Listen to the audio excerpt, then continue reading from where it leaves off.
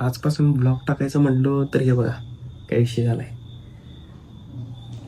पहिल्यांदा आयुष्यात इंजेक्शन घ्यायचं सलाईन लावायला.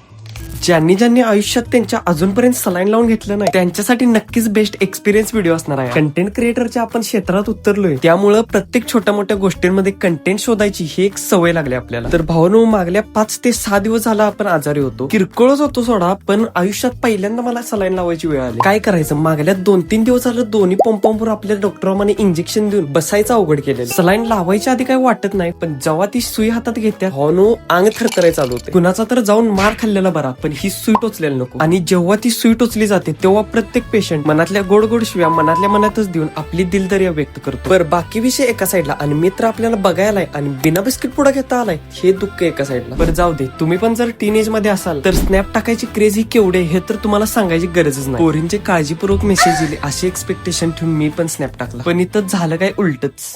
जी क्या हो रहा है,